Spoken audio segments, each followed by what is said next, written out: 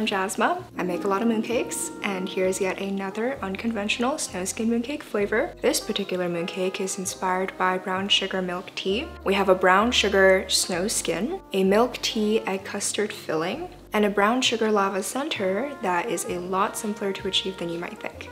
Let's first make the brown sugar snow skin, and you want to do this before the filling so that it has plenty of time to chill and firm up. In your bowl, just combine all of the ingredients. We have the glutinous rice flour, which is crucial to giving the snow skin that glutinous and chewy mochi-like texture. We have the rice flour, cornstarch, light brown sugar.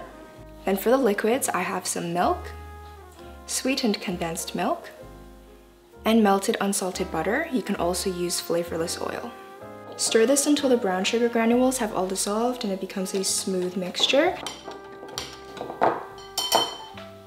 If you find that it's a little clumpy, you can pass it through a strainer before transferring into a steam-safe bowl.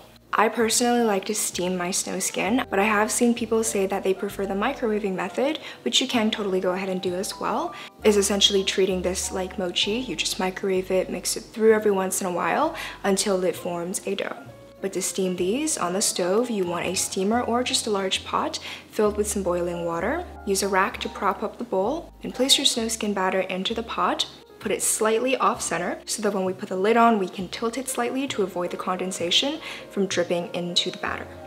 This will take about 9 to 10 minutes to cook, but it will depend on how shallow your dish was, because the more spread out the batter is, the faster it will cook. You'll know it's done when you can cut it open and you see that there is no liquid left inside. Then in order to achieve the smooth and silky consistency of snow skin mooncakes, you're gonna have to knead the snow skin to even out the texture. I like to use my stand mixer because then I don't have to wait for it to cool down, and you just want to knead this until it's smooth and shiny on the surface and the texture of the snow skin is even overall. And you can absolutely do this by hand, it'll just be a little sticky in the beginning. Then tightly wrap this up in some plastic wrap, and then into the fridge this is gonna go. You wanna chill it for at least 1 to 2 hours before you assemble, and you can definitely prepare this the night before. Now for the filling, this is a milk tea egg custard filling. You can use any tea of your choice. I'm using some black tea. I like the color that it gives the filling and also its intense flavor. To prepare the milk tea, heat up the milk either in the microwave or on the stove until it is near boiling. Then pour in the tea leaves and let that steep for 10 to 15 minutes until it has a really intense color. Then in a separate bowl, combine the eggs and the white granulated sugar.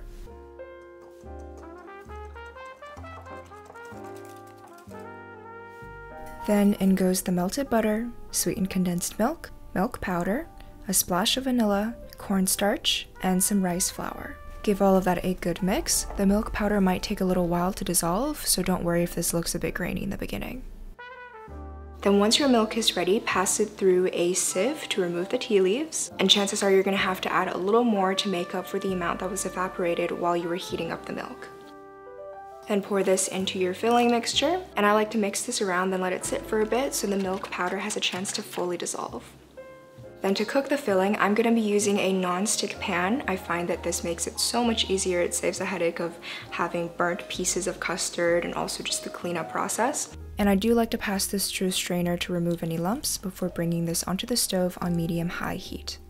Then begin whisking this around. I am using a silicone covered whisk just so it doesn't damage the non-stick coating on my pan. For the first minute or two, it'll seem like nothing much is happening, but you have to keep mixing because as soon as the cornstarch, rice flour is activated and the eggs start to cook, this is gonna start solidifying really quickly. It's gonna look like it's curdling, but you just have to keep mixing to make sure you break up all of those lumps, and eventually it's gonna come together to form a smooth and silky dough. I like to switch over to a spatula at the very end just to press everything down, make sure there are no lumps. And once it no longer sticks to anything and looks like a dough, it's good to go. Turn off the heat. This usually takes me 3 to 4 minutes. Let this cool a little bit. It might still look a little bit separated because the butter has not firmed up yet.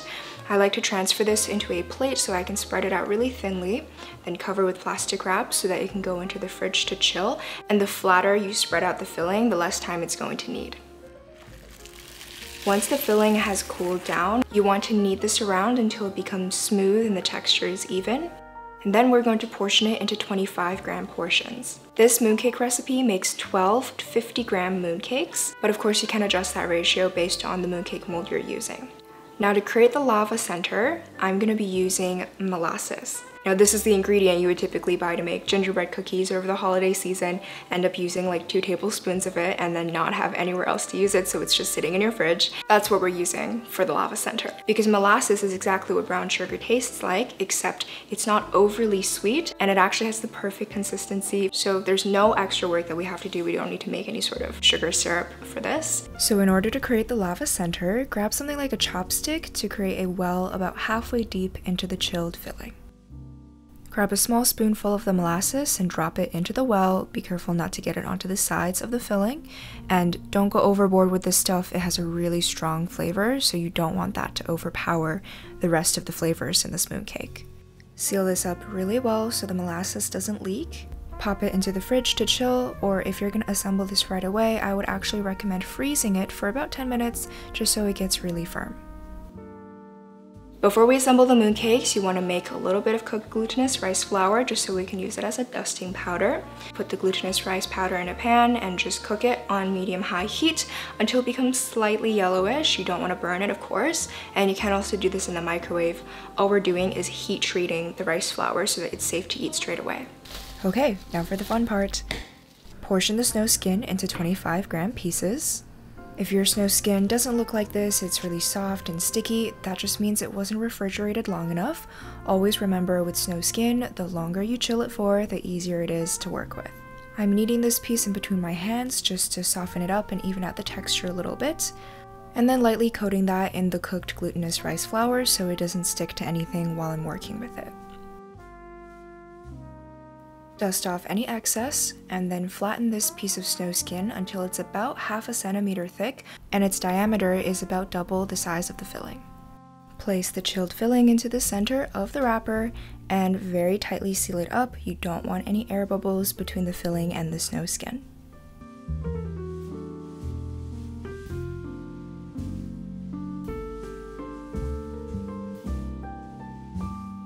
Coat this with some more cooked glutinous rice flour, dust off the excess, and we are ready to stamp the mooncakes.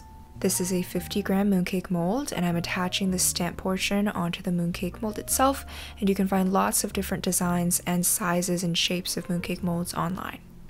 Gently roll the assembled mooncake in between your palms just to make it a little more slender so that it can fit inside the mooncake mold without scratching the sides. Hold the mold in place, give it a few very firm stamps, and then you can reveal your final mooncake.